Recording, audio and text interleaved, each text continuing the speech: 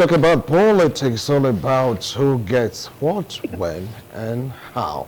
Some are saying politics is like love, and in love, all is fair. In love, and of course, in war. So some are saying it's all about 2027. That's the majority of the people, like saying in Nigeria that the rivers crisis is all about the battle for 2027. That everyone want their own geopolitical zone to have one voice. It's like harmonization to the extent that some have been accusing Mr. President of trying to make Nigeria a one-party system, which a man came out to say is not true. It's not true. He's doing his job as Mr. President, of course. When politics around the corner, they say the politician thinks about the next election after achieving victory in the previous election. So all we need is peace. If you can play your politics, go ahead, play it very well without affecting the stability of the nation. As far as the defense of democracy gets down to the common man, that is our major concern.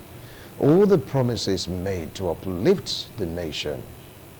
How's it so far? Anyway, let's leave that. Let's move straight down to what is happening in our state. The question now is in Edo State. Are we making progress? Infrastructurally, socio-economically, security-wise, are we making progress? All right, now that is going to form the cross of our discussion. I'd like to start off with St. Moses Irmosela, right?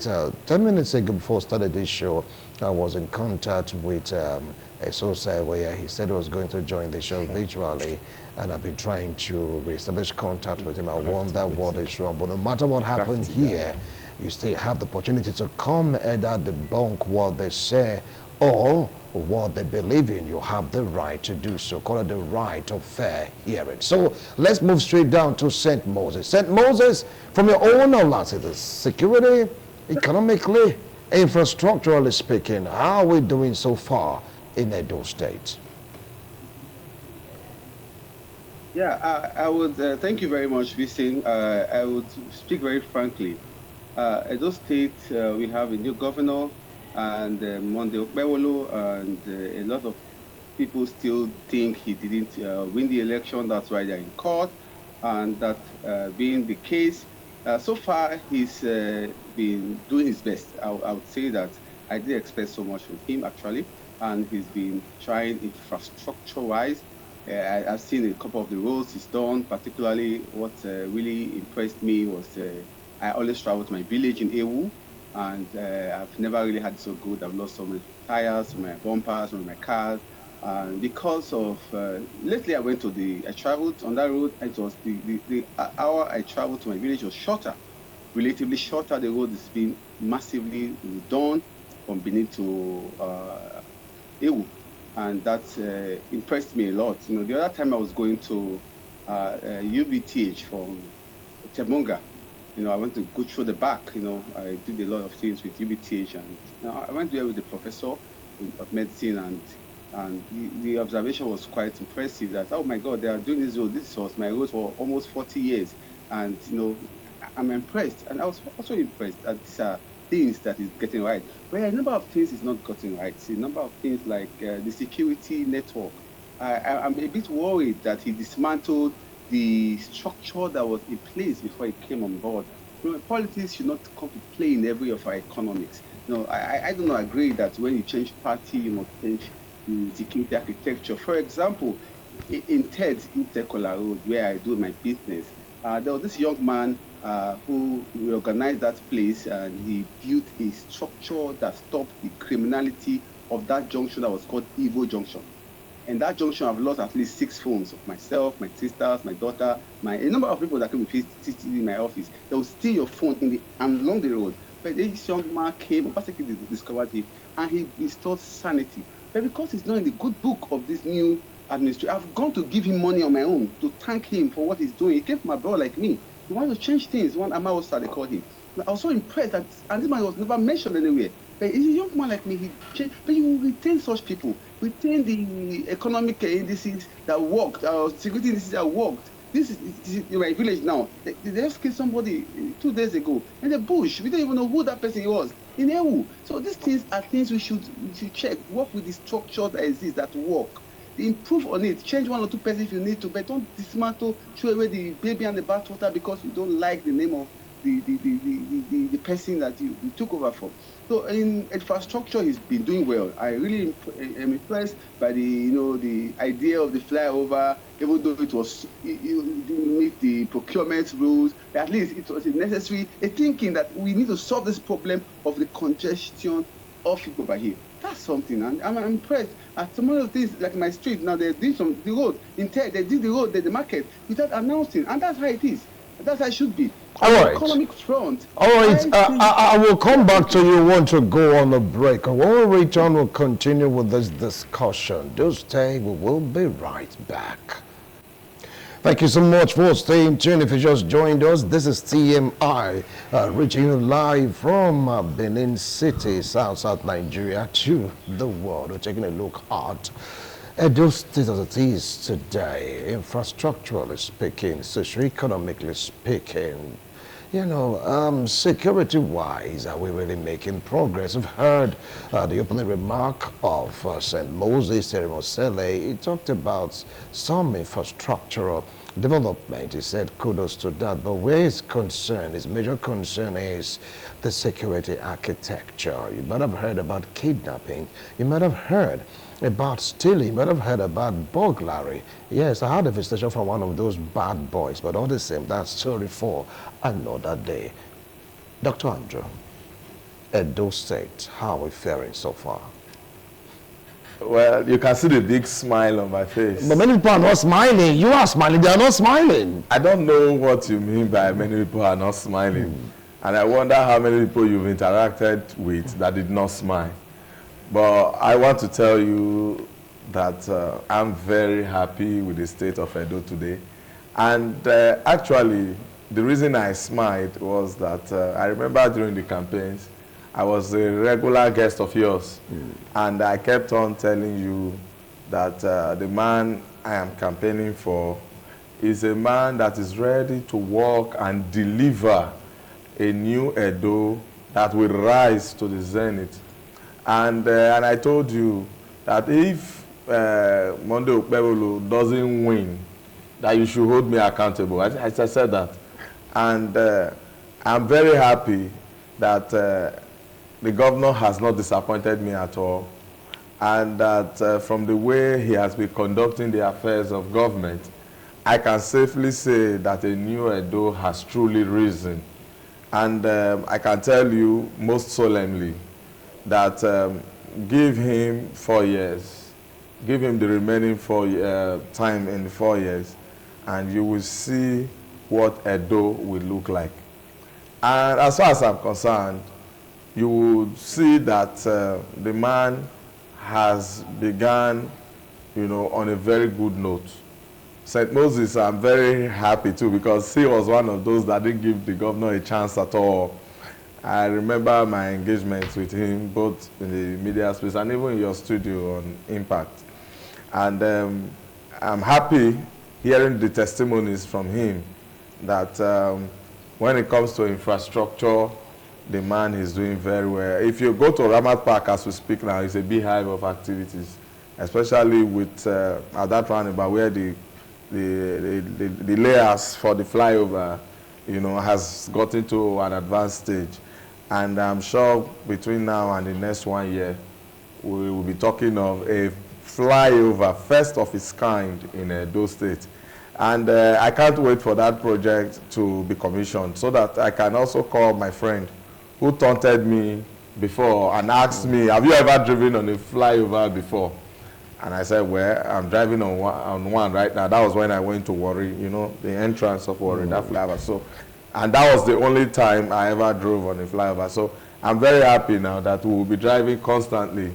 And then under a free flow, you know, atmosphere. Because if you have ever been to Ikpoba Hill axis of Benin, you will understand the need for a flyover on that axis. And it's not just that one. There are many other flyovers that are going to come. I won't say because I will wait for the government to tell us the locations of the flyover. But I know for a fact that aside this one in Ramat Park, there are about 3 or 4 other flyovers, you know, that are going to also come. And that will give Edo, that ancient city, you know, with a modern touch. And that's what we have always clamored for. When you say the ancient city of Benin, people will come into Benin, what do they see? They see old roofs, they see, you know, bad roads. Benin is just synonymous. In fact, somebody once told me that Benin or Edo State now, has the best road network in Nigeria, but the worst set of roads. And so, if you see what Monday Okpebolo has been doing, he has been working quietly, you know, and if you go to Teboga, to the University of Benin, you will see what is happening there. It is really massive. All right. And just yesterday or day before yesterday now, the Edo State Electricity Regulatory Bill was signed by the State House of Assembly. Do you know what that means? It means that Edo will now have the right to generate and transmit electricity to homes. And guess what? The Senator Monday Okpebolo is very, very ready to deliver 24 hours electricity to homes in Edo State. Okay. And I trust the Commissioner for Energy and Water Resources, who also, I had a discussion with him some time back, and he told me that he will be the happiest person when every home in Edo State can boast of at least 24 hours power supply. I'll come back to you. We are heading somewhere. I'll come back to you. Someone saying it's not about infrastructure. What about the economy? Some families still cannot feed. We still have high prices of food items in the market in Edo State. Festus, after all, that is your own territory. Take it up from there. When you say food prices are high, that's what they are saying. Well, I've been able to tell you about the association that have been causing the problem. As we speak, market unions have yet to resume in Edo State. Before now, for you to sell corn in New Benin, you have to join the association. And we are using this opportunity to tell the general public, if any man or woman is telling you, if you are not a member of this association, you cannot sell this product, come to ITV. Once they announce you, we'll come for you and check for those. Food prices are coming down. They are not increasing. As of December, I bought a bag of wild rice for 130. The last week, I called my seller at Mission Road. They said wild rice is 95,000. So when they are saying food prices are going up, that is not something that is ideal. A rubber of white beans used to be 5,500, it's 3,000 now. I guess the only thing that have not shifted base is the red oil. So they shouldn't say the man is not trying. St. Moses said something about insecurity. Why will he disband Edo State Security Network? A man that entered Benin through the Benin airport, and one of his policemen was shot, and it was alleged, killed, not just shot, killed, and it was alleged that a member of the Edo State Security, ESSV there, was involved. And you know, I said it here. The man is coming to change a lot. And I was so confident ESSV was going. Yes. We have Edo State Corps. It's taking time because what the man in charge is trying to do is to build a formidable security force for the state. They gave out employment and they ask people, if you are qualified, you must be able to write. Not just carry your double barrel, you want to start securing. No. I found wisdom in what St. Moses said, that there are people within some locality who understand the terrain that should be co-opted. But when co-opting people, that is not the work of the state governor. They have leaders within that terrain, within that locality. Those leaders should push. Osarobo has been useful in this environment when it comes to securing our environment.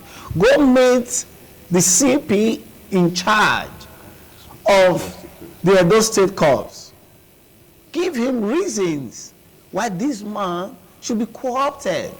We don't want an Edo State Corps where people who are of questionable characters begins to flow around. You are talking about security. The first time in Edo State, people houses are being demolished because they are kidnappers or because they collected from the ransoms that were paid through kidnapping. The first time in Edo State, we are not seeing court clashes in 5-6 months. And you are saying Edo State is not peaceful? You know what we need to do? Our traditional elders and rulers should go to the villages and speak to their people. I guess we've heard about 1, 2, 3, 4 herdsmen clashes with community. If we don't want such things to continue, it is necessary for us to preach peaceful coexistence. There are still communities in this state where boys will take those Hausa people to one corner and collect their money. They want to oppress them. And when they retaliate, it becomes a problem. Or where the Odionwe or Enoge have cattle in the bush.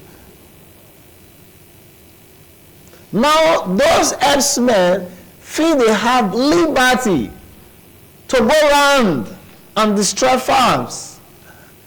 And if the owner of the farm comes to start fighting, it's going to lead to an issue. All right. So, Wincy, we are on our own as a pressure group trying to move for an opinion to ban open grazing. Because the problem that is making people to think the insecurity in Edo State is coming 1, 2. It's just the herdsmen crisis we are. All right. Thank you so much, Festus. Well, in 1 minute, we're going to conclude or summarize our points. Okay, I'm going to start off with Moses. I know we'll have enough time to really revisit this particular topic. Well, if you are of the dissenting opinion or different opinion about this particular discussion, you have the right to come to us. If you feel that what they are saying is not correct, if you feel that they are having the same opinion because they're from the same party, you can come to ITV and say you have a different opinion about the performance or where we are as a state. All right? Give it a platform. Sunday, same time, you talk your own part of the story, because I contacted a Sosa, a chieftain of the PDP. We agreed he was going to join us, either visually or physically, but due to one thing or the other, he couldn't make it. Maybe later, in course of all our shows, you're going to hear from him. So Moses, you have just 1 minute. So what do you feel so far? You talked about politicizing security outfits in Edo State. Can you please, in 1 minute, tell us why you felt so?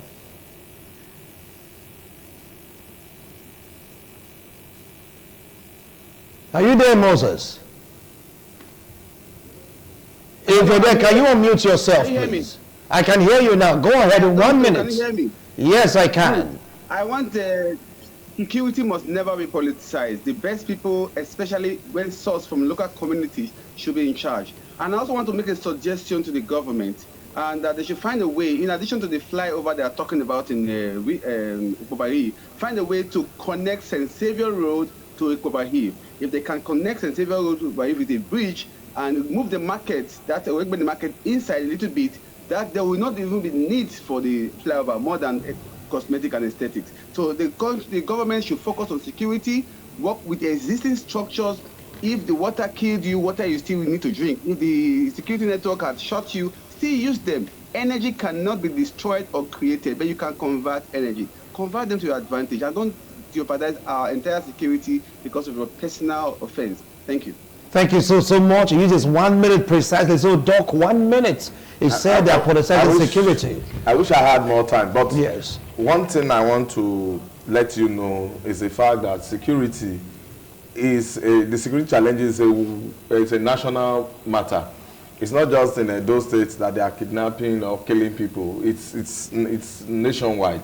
And so if Edo State governor decided to come up with the Edo State Security Corps, of course, you know that it's a new arrangement that is beginning to gain ground. All right. And I'm very sure that between now and the coming months, you will see what will happen. You know, all these criminals who are operating, even under the guise of Fulani herdsmen, you know, will be fished out. If you check, you can. Cultism is now a thing of the past. Before now, you see, you know, every now and then you hear killings. Court-related killings and all of that. And so we are no longer hearing that again. So I know that the head of the Edo State Security Corps is working round the clock to restore sanity. Thank you. To villages and communities in Edo State. Thank you so much, Dr. Andrew. Well, first has come with 1 minute. Those that said Bello will not do anything, I guess many of them have been put to shame. We did not just start with infrastructure. We're able to balance the polite. Unlike in the previous political dispensation where you have political fighting. And I want to assure those state people that Senator Monday Bello have come to give hope to the hopeless. All we need to do is to cooperate. There is one way to cooperate with government. When there are irregularities in your environment, don't sit down. Report. Come to ITV. They will contact some of us. And the government will do the needful. Thank you. All right, thank you so much. You've heard and we have a different view from what they say. You have the right to come to our TV and we'll give you the same platform to talk to your views. Talking about analyzing the socio-economic and infrastructural drive. Well, everything is involved, okay? We are watching. We are watching. Ours is to report back to you. Gentlemen, thank you so much for coming on today's show. St. Moses Iremosele, I really appreciate you. Thank you so much for joining us virtually. All of us in Edo State, we are watching. God bless us all. See you next week, God willing. Bye for now.